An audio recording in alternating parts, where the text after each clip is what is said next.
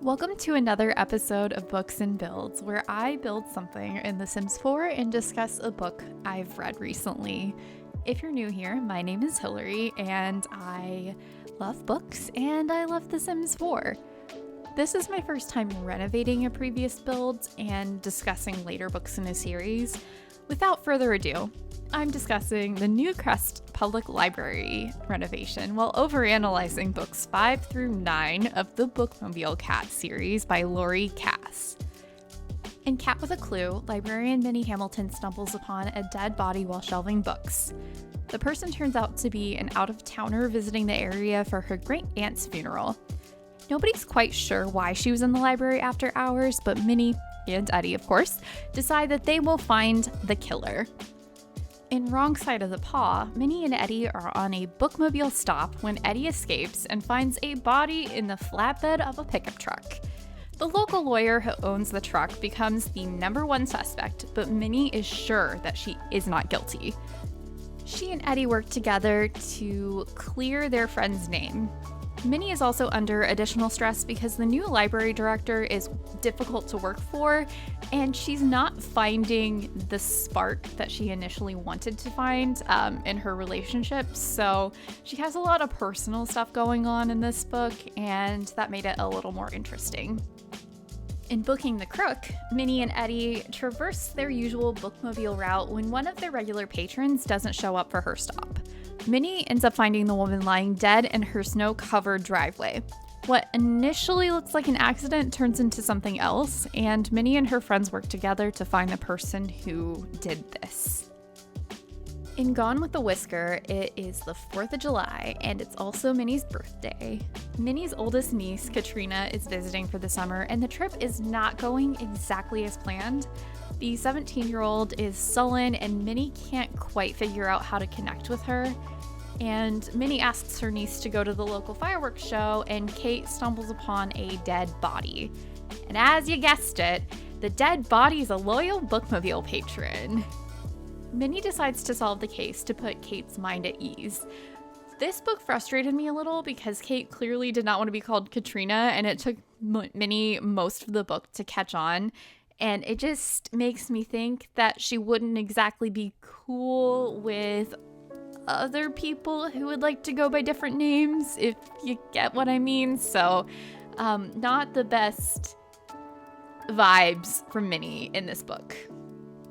And finally, Book 9, Checking Out Crime. Minnie and Eddie see a car speeding down the road during their bookmobile route, and they nearly hit a dead bicyclist. I can't say the word bicyclist just after.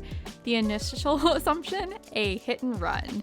Minnie desperately wants to know who was behind the wheel, but there's so much more to the case than meets the eye. And I think the best thing about this book is that Minnie joins a biking club to learn more about the victim.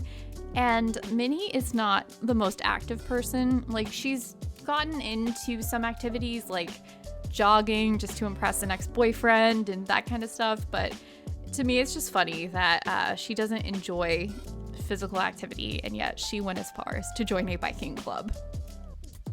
There is a moment in Booking the Crook that feels very insta-lovey to me.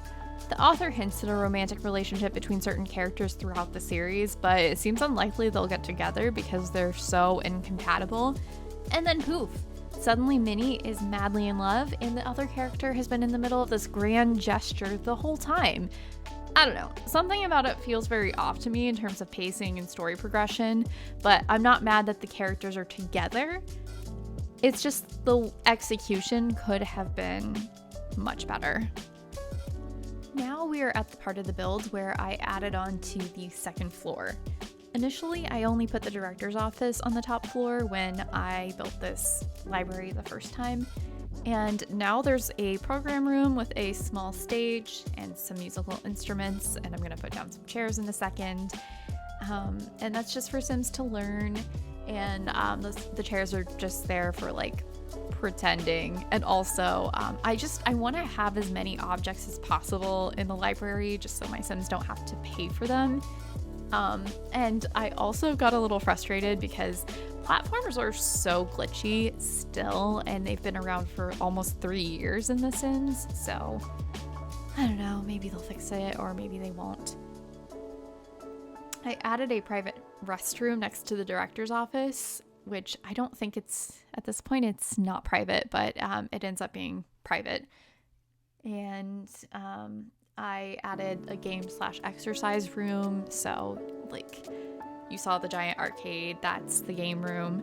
And I also decided while I was working on this that I wanted to work on a final part of this build where I attempt to recreate the bookmobile and also fix the landscaping, because landscaping is not my strength in Sims builds.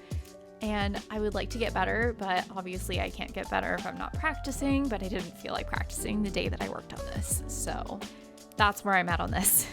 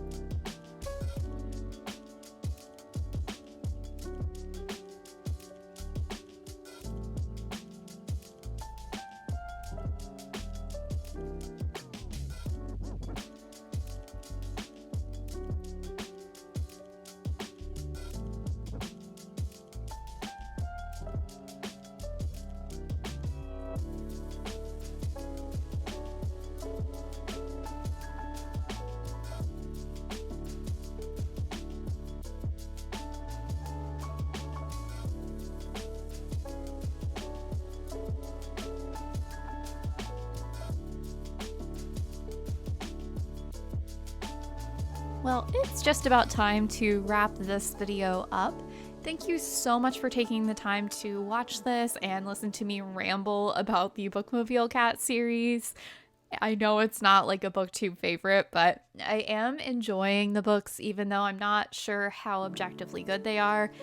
They're just fun, quick reads, and I like them. And I really enjoyed building more in The Sims lately, and I hope that I can continue to improve. Thank you so much for watching and have a great day. Bye.